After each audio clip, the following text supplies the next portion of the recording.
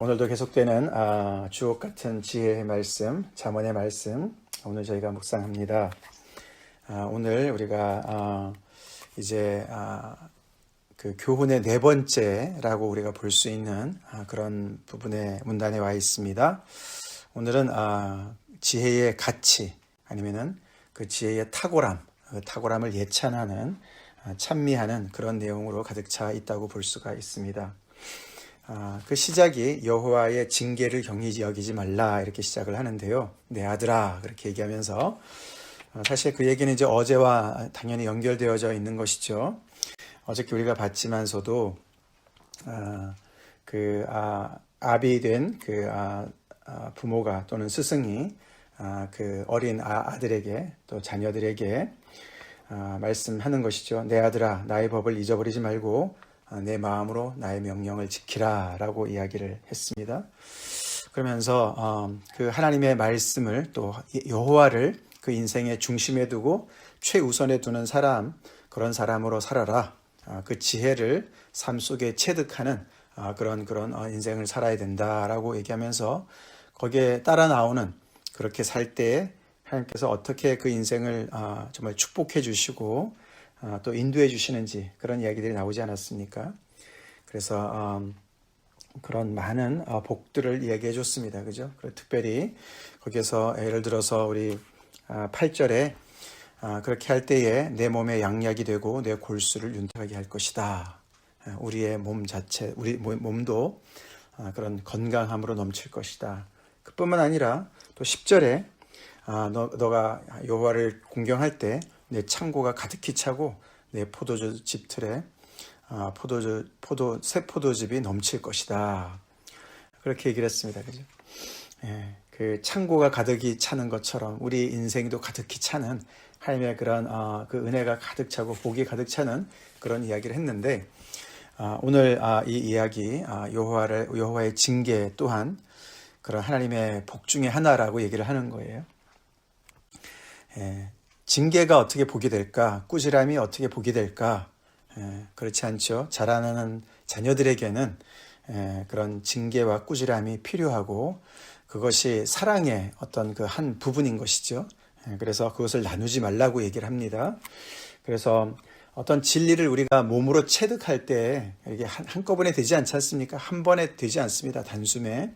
때로는 넘어지기도 하고 실수하기도 하고 거역할 때도 있고 그렇지만 그 모든 과정을 통해서 여호와께서 계속해서 사랑으로 그를 바로잡아 나가는 과정 속에서 징계가 있고 꾸지람이 있는 것이다. 그거조차도 복이다. 그렇게 얘기를 하는 것이죠. 그러면서 이제 그 지혜가 오늘 특별히 이제 오늘의 그 지혜의 어떤 부분을 얘기하냐면은 지혜는 어떻게 보면 인생의 최적 조건을 찾아주는 것이다 라고 이제 이렇게 요약할 수가 있습니다. 최적 조건, 옵티멈이죠. 옵티멀 컨디션이죠. 모든 것에 최적 조건이 있습니다. 그죠? 최적 조건. 우리가 기후에도 어떻게 보면은 우리가 추워도 살 수 있고 아주 더워도 살 수 있지만 그러나 우리가 굉장히 컴포터블하고 너무 좋은 그런 최적 조건들이 있어요. 그죠? 저도 최적 조건 그러면은 제가 이제 옛날에 그 연구할 때 그 실험할 때 가장 중요한 게 이제 최적 조건을 찾는 거거든요. 그래서 그 원하는 물질을 만들 때에 그 이제 저도 이렇게 뭐 그 콘택 렌즈나 이런 그 재료를 이제 개발한 적이 있는데 그때 이렇게 그 원하는 최적 조건에 맞는 그런 실험 조건이라든가 아니면 그 물질, 재질 이런 것들 찾는 게 굉장히 중요하거든요. 모든 게 다 최적 조건이 있습니다. 그죠?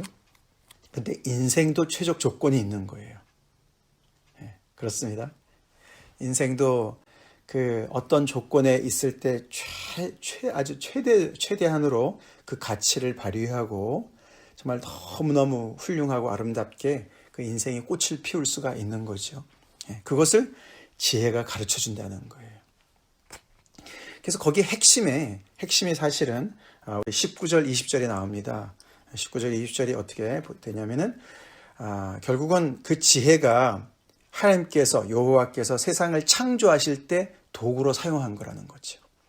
그래서 이 세상의 모든 이 피조물 안에 하나님의 지혜가 하나님께서 지혜를 가지고 창조하셨는데 그 안에 하나님의 그런 모든 최적 조건들이 하나님의 그런 지혜 안에 다 담겨 있는 것을 이야기합니다.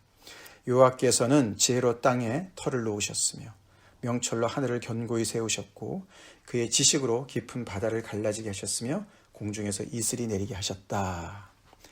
하나님께서 지혜로 세상을 무에서 유로 창조하셨고 그 자체도 어마어마한데 그것을 계속해서 또한 운행해 나가시는 거죠. 경영해 나가시는 거예요. 그것이 이제 공중에서 이슬이 내리게 하셨다라는 표현으로 얘기하지요. 그 기독교 과학자들이 그렇게 얘기합니다. 아무리 정말 이 우주를 연구하면 연구할수록 이 우주 또한 최적 조건에 놓여 있다라고 얘기하는 겁니다. 이것이 어떤 그 많은 조건들 중에 요소들 중에 하나만 잘못됐어도 이런 우주가 생겨날 수가 없다고 얘기하죠. 그렇게 아주 너무너무 정밀한 어떻게 보면은 그런 최적 조건 속에 들어가 있다. 우리가 살면서 뭐 이상기후도 있고 그러긴 하지만 그 자체가 굉장한 최적 조건에 지금 들어와 있기 때문에 우리의 인생이 생명이 가능하다라고 얘기를 합니다. 그 안에 서려 있는 거예요.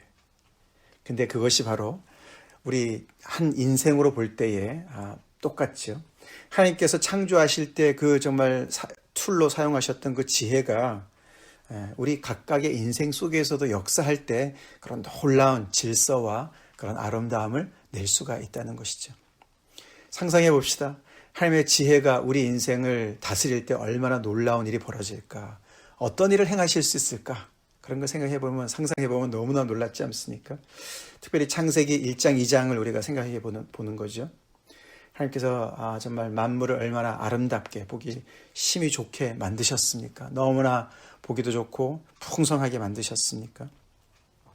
그러니 그런 하나님의 지혜가 우리 인생 가운데 역사하면은 그게 그 지혜가 정말 은혜에 비하겠습니까? 정금에 비하겠습니까? 진주에 비하겠습니까? 그런 거는 다 그냥 충분히 있는 것이죠. 그죠? 예, 하나님께서 지으신 이 천 우주에 가득 차 있는 거 아닙니까? 그래서 13절에 지혜를 얻은 자와 명철을 얻은 자는 복이 있다라고 얘기를 하는 거예요. 아멘이시죠? 지혜를 얻은 자가, 명철을 얻은 자가 이렇게 복이 있는 거예요. 하나님의 이 창조의 그 정말 창조시 또 지금도 운행하고 계시는 그때 정말 가지고 계시는 그 지혜를 품고 살아가는 사람이 얼마나 복이 있는가. 그래서 정말 그 가치가 어마어마한 것을 얘기합니다. 내가 사모하는 모든 것으로도 비교할 수가 없다. 그러면서 구체적인 어떤 그런 그 가치들이 오른손에는 장수가 있고 왼손에는 부귀가 있다. 어떤 하나님께서 물질적인 축복을 주시는 이 세상에 이 현세의 축복을 주시는 것에 그런 어떤 그 표현에 가장 어떻게 보면은 종합편이라고 볼 수가 있죠. 오른손에는 장수가 있고 왼손에는 부귀가 있다. 어제도 그죠? 장수의 축복을 얘기했습니다. 그 길은 즐거운 길이고 그의 지름길은 다 평강이다. 장수만 주는 것이 아니라 평강을 주시지요. 그리고 즐거움도 주시지요. 그래서 그것을 한마디로 표현한 것이 지혜는 그 얻은 자에게 생명나무다. 그렇게 얘기합니다. 생명나무다. 창세기 말씀이 기억나지 않습니까? 생명나무. 그렇죠? 그래서 이 하나님의 말씀으로 요약되는 이 지혜는 결국은 우리 인생의 가장 최적 조건을 찾아줘서 결국은 그것이 우리에게 생명나무가 되는 것이에요. 아담은 그 생명나무도 있고 선악을 알게 하는 나무가 있는데 똑똑해지려고 지혜로워지려고 그 유혹에 못 이겨서 선악을 알게 하는 나무의 실과를 따먹었습니다. 그죠? 그걸 따먹으면 지혜로워져서 하나님과 같이 될 줄 알았는데 그렇게 스스로 똑똑해지려고 하는 자세 말고 그래서 생명을 얻는 것이 아니라 지혜를 얻는 것이 아니라 오히려 하나님께 겸손히 낮아지고 하나님의 창조 질서에 순응하고 복종할 때 그럴 때 하나님의 지혜에 정말 온전히 바로 정말 무릎 꿇을 때에 그럴 때 오히려 우리는 생명나무와 같은 그런 축복을 지혜를 통해서 얻게 된다는 것이죠. 그렇습니다. 생명나무, 그러니까 생명을 주는 나무지요. 그게 지혜라는 것이. 하나님의 말씀을 우리가 받으면 받을수록, 먹으면 먹을수록, 우리 안에 생명이 넘쳐난다는 것이죠. 그 생명은 계속해서 새롭게 되는 하나님의 영생, 하나님의 생명을 닮은, 영원한 생명을 닮은 그런 생명이죠. 밑에 보면은 22절에 그리하면 그것이 내 영혼의 생명이 되며, 또 나오죠. 내 목의 장식이 될 것이다. 영혼의 생명이 된다. 우리의 그런 인생을 끌고 가는 어떤 그런 그 영혼, 이 영혼이라는 것은 그냥 어떤 정신세계만을 얘기하는 것이 아닙니다. 우리의 어떤 그 생명의 가장 핵심부에 있는 그런 어떤 우리 어떤 뭐랄까요? appetite, 그런 어떤 욕구를 얘기하는 거예요. 좋은 욕구를 얘기하는 거예요. 우리가 제대로 살고 싶은 어떤 생명력을 얘기하는 겁니다. 그 안에는 우리가 또 음식을 먹어야 되는 그런 식욕도 있고 말이죠. 여러 가지 그런 우리의 어떤 그 디자이어가 있지 않습니까? 그런 걸 얘기하는, 거기에 생명을 주는 거예요. 그래서 그 인생이 너무나 꽉 찬 생명으로 살 수 있도록 인도한다는 것입니다. 그러면서 21절에 다시 한번 명령이 나옵니다. 위에 쭉 이제 그 지혜를 예찬한 다음에 21절에 내 아들아, 이러니까 위에 13절부터 20절까지 이러니까, 지혜가 이렇게 귀하니까 내 아들아, 완전한 지혜와 근신을 지키고 이것들이 내 눈앞에서 떠나지 말게 하라. 3장 1절과 연결되어지죠. 내 아들아, 나의 법을 잊어버리지 말고 내 마음으로 나의 명령을 지키라. 지키라는 말이 또 나오죠. 근신을 지키고, 완전한 지혜와 근신을 지키고. 그렇기 때문에 이 지혜가 이렇게 소중하기 때문에, 너의 인생의 최적 조건을 찾아주는 거기 때문에 그 지혜를, 근신을 지켜라. 내 눈앞에서 떠나지 말게 하라 라고 명령합니다. 그리고 또다시 22절부터 그리하면 또 나오죠. 그리하게 되면, 어저께처럼 그죠? 조건절이죠.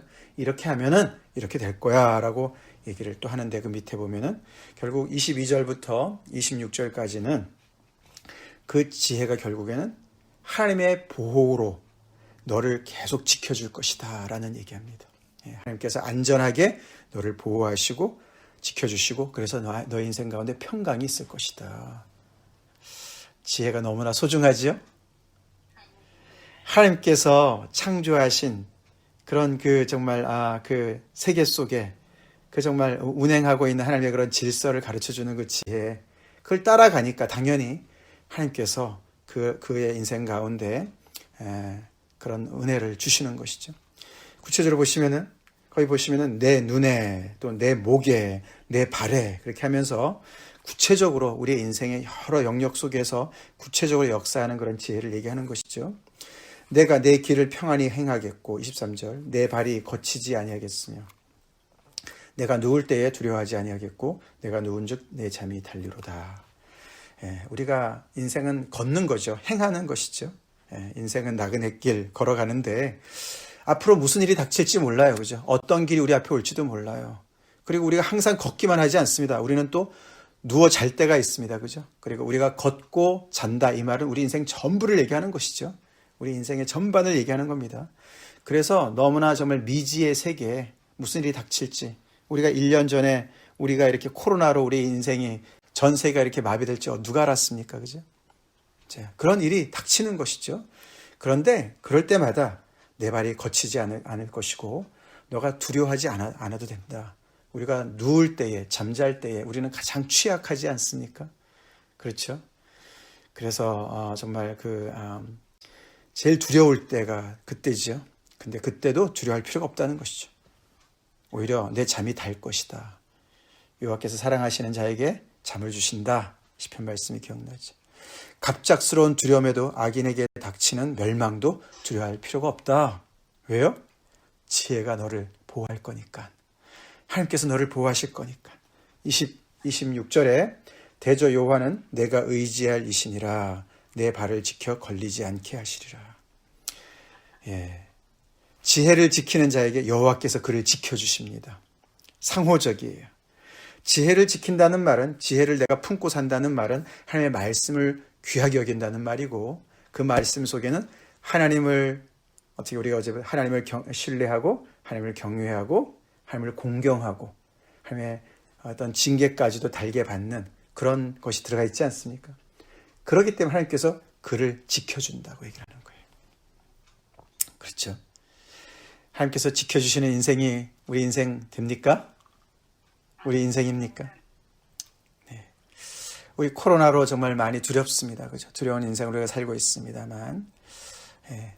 하나님을 붙들고 있는 인생들 두려워할 필요가 없다고 얘기합니다. 하나님께서 우리를 지키시니까 두려워할 필요가 없다라고 얘기를 하는 것입니다. 그러니까 얼마나 내 아들아 그 지혜를 지켜야 되느냐라고 계속해서 지혜를 높이는 거예요. 동기부여를 하는 겁니다. 어린 나이에 볼 때 지혜랑 비슷하게 반짝이는 것들이 너무 많이 있습니다. 이것도 좋은 것 같고 저것도 좋은 것 같습니다. 그래서 내 인생을 최적으로 인도할 것 같습니다. 근데 아니라고 계속 얘기를 하는 것이죠. 지혜밖에 없다고 얘기하는 겁니다. 하나님의 말씀밖에 없다고 얘기하는 겁니다. 그 말씀 우리 겸손히 들읍시다. 자, 거기서 그치지 않고 이 27절부터 후반부에는 이 하나님의 지혜는 이렇게 정말 그 하나님의 말씀을 가장 우선순위에 두고 하나님을 앞에 두고 우선순위에 두고 이렇게 살아가는 사람들이 누리는 그 생명의 그 충만함이 너무 놀랍지 않습니까? 그 복이 놀랍습니다. 그죠? 생명나무와 같은 것을 품고 살아가는 사람들이니까요. 그리고 이렇게 안전하고 그런 평강한 그런 삶을 누리게 되는데 그것이 이제 거기서 끝나는 것이 아니에요. 그것은 정말 완성품이 아니고 이제 27절부터는 그런 복이 하나님으로부터 그런 복을 받은 사람들은 이웃과 더불어 잘 살아야 되는 것을 또한 얘기하는 거예요. 그래서 이제 이웃 이야기가 나옵니다. 그래서 잠언에도 이웃 얘기가 많이 나와요. 그래서 우리의 그런 여호와 신앙은 항상 더불어 살아가는 공동체 속에서 윤리적인 삶과 직결되어 있는 거예요. 둘이 같이 갑니다. 그게 10계명의 두 돌판이죠. 10계명의 두 돌판이에요. 10계명의 1계명부터 4계명은 하나님과의 관계고 5계명부터 10계명은 우리 서로 간의 관계 아닙니까? 내 부모를 공경하라부터 시작해서 항상 하나님의 말씀은 다 같이 가는 것이죠. 그래서 마치 앞에 범사의 여호와를 인정하라. 그 말씀이 삶 속에 구체적으로 나타나면 어떤 모습일까? 또는 우리가 3절에 인자와 진리가 내게서 떠나지 말게 하고 그것을 내 목에 매며 내 마음판에 새기라. 인자와 진리의 하나님의 말씀, 그 말씀을 붙들고 살아가는 삶이 하나님의 말씀을 따라 순종하는 삶이 구체적으로 인생 가운데 나타나면 어떤 모습이 될까? 그것이 이웃에서 나타나면 어떤 모습이 될까? 이웃 속에서 인자를 나타내면, 진리를 나타내면 어떤 모습이 될까? 그걸 보여주는 게 27절부터 후반부의 이 모습입니다. 결국 여기서 얘기하는 이제 27절부터 먼저 30절까지 보시면은 두 가지 죄를 얘기합니다. 내 손이 선을 베풀 힘이 있거든 마땅히 받을 자에게 베풀기를 아끼지 말며 내게 있거든 이웃에게 이르기를 갔다가 다시 오라 내일 주겠노라 하지 말라. 다시 말해서 기회가 있을 때 선을 베풀라는 것이죠. 죄는 두 가지예요. 행하지 않아서 지은 죄가 있고 행해서 짓는 죄가 있는 거예요. 생략해서 짓는 죄가 있고 행해서 짓는 죄가 있어요. 근데 앞에 부분에 선을 행해야 되는데 선을 생략해서 짓는 죄를 얘기합니다. 선을 베풀 힘이 있거든 그것을 아끼지 말아라. 그걸 아끼면은 선을 행할 기회가 있었는데 아끼는 것은 안 해서 짓는 죄예요. 여기서 마땅히 받을 자에게 이런 표현이 나오죠. 그래서 선을 베푸는 것은요 의무라고 얘기합니다. 그리고 마땅히 받을 자예요. 선을 마땅히 받을 자가 있는 거예요. 우리의 선을 마땅히 받을 자가 있는 거예요. 왜냐하면 선이라는 것은 하나님의 성품이고 인자와 진리가 하나님의 말씀이듯이 하나님의 성품 아닙니까? 하나님께서 우리에게 주신 것 아닙니까? 우리의 청직이죠. 우리가 청직이에요. 그래서 이것이 주인이 있는 거예요. 우리가 나눠줘야 될 주인들이 있는 거예요. 아시겠죠? 성경은 굉장히 다르게 얘기합니다. 이건 다 내 건데 아니라는 겁니다. 하나님께서 주신 복은 다 내 거가 아니에요. 하나님께서 맡겨주신 겁니다. 이웃과 나누라고 맡겨주신 거예요. 그래서 마땅히 받을 자라고 표현하는 겁니다. 그들이 권리가 있어서가 아니라 하나님이 다스리는 나라이기 때문에 하나님께서 다스리시는 세상이기 때문에 하나님께서 우리에게 맡겨주신 것을 그들에게 몫으로 나눠주라고. 그래서 여기서 정의, 사회정의가 나옵니다. 사회정의는 하나님 없이 외치면요 공산당이 돼요. 그렇죠? 이건 하나님께서 하시는 거예요. 하나님께 무릎 꿇는 사람들이 나누는 것입니다. 거기에 이웃이 있습니다. 내일 주겠노라 하지 말아라. 내일 항상 내일이죠, 그죠? 내일은 무한정한 내일입니다, 그죠? 안 주겠다는 말이죠. 우리가 내일부터 다이어트 하겠다 그런 표현 많이 하는데 그 내일은 안 와요, 그죠? 그 얘기를 하는 거죠. 내일 주겠노라. 핑계를 대는 거죠. 안 주겠다는 것이죠. 그게 죄입니다. 그 다음에 29절에는 행해서 짓는 죄지요. 내 이웃이 내 곁에서 평안히 살거든 그를 해하려고 꾀하지 말라. 아니 잘 살고 있는 사람 괜히 배 아파서 들쑤시고 못 살게 굴지 말라는 것이죠. 악을 행하지 말라는 것입니다. 요즘에 이 땅에 정말 터지고 있는 증오 범죄들 다 시기심과 여러 가지 그런 좀 악함으로 행하는 거 아닙니까? 다 죄입니다. 행해서 짓는 죄들입니다. 그러면서 31절부터 마지막 절까지 이렇게 또 두 부류의 사람들을 나누면서 이야기합니다. 두 갈래 길을 이야기합니다. 그러면서 한편은 하나님께서 복 주시는 그런 사람들이고 하나님께서 영광을 기업으로 얻게 하는 사람들이고 한편은 하나님께서 심판하는 하나님의 저주가 임하는 사람들을 얘기합니다. 저주가 임하는 사람들의 특징은 포악한 자라고 얘기하는데 뒤에 보면 패역한 자, 악인, 거만한 자, 미련한 자 이렇게 얘기를 하지요. 하나님의 축복을 받는 자들은 정직한 자, 의인, 겸손한 자, 지혜로운 자 이렇게 얘기합니다. 근데 이 포악한 자의 그 패역한 자들의 무리는 특징이 뭡니까? 공동체를 무너뜨리는 자들입니다. 더불어 살아가는 삶을 무너뜨리는 자들입니다. 혼자 잘 살겠다는 거예요. 바로 같은 사람들이에요.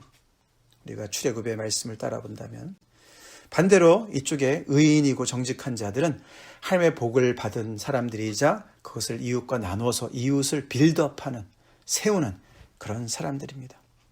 그런 사람들은 나눠줄수록 오히려 하나님께서 그들에게 영광을 기업으로 얻게 해준다. 영광을 얻게 한다. 영광은 무게라 그랬습니다. 그죠? 카보드, 무게가 나가는 거예요. 밑에 반대로 미련한 자는 수치를 당합니다. 수치는 반대로 가볍다는 뜻이에요.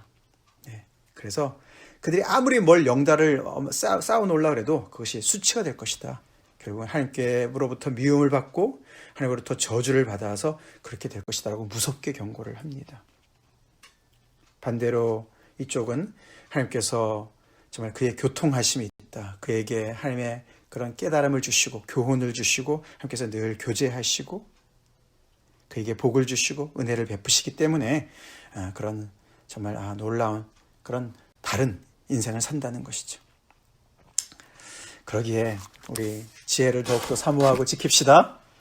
우리 인생의 최적 조건을 정말 온전한 그런 조건을 찾아주는 그런 귀한 지혜를 우리가 온전히 사모하고 주님 앞에 나가겠습니다. 같이 기도하겠습니다. 하나님 감사합니다. 오늘도 우리 인생 어떻게 살아야 제대로 살고 참 바르게 살 뿐만 아니라 복된 정말 생명을 얻을 뿐만 아니라 풍성한 삶을 살 수 있는지 말씀으로 환히 비춰주시네 감사합니다. 지혜를 저희가 정말 아버지 지키기 원합니다. 아버지 가장 우리 마음 중심에 하나님의 말씀을 두기 원합니다. 그 말씀 따라 온전히 순종하기 원합니다. 그래서 아버지 하나님께서 말씀해 주시는 그것이 우리의 인생의 최적 조건인 줄 알고 늘 아버지 거기에 맞추어서 조정하고 아버지 거기에 정말 순응하기 원합니다. 따라가기 원합니다. 아버지 그럴 때 하나님께서 그 나머지 모든 일들을 우리 인생 가운데서 풀어주시고 채워주시고 아버지 높이 정말 주님께서 또 아버지 세워주실 줄로 믿습니다. 아버지 우리를 지켜주실 줄로 믿습니다.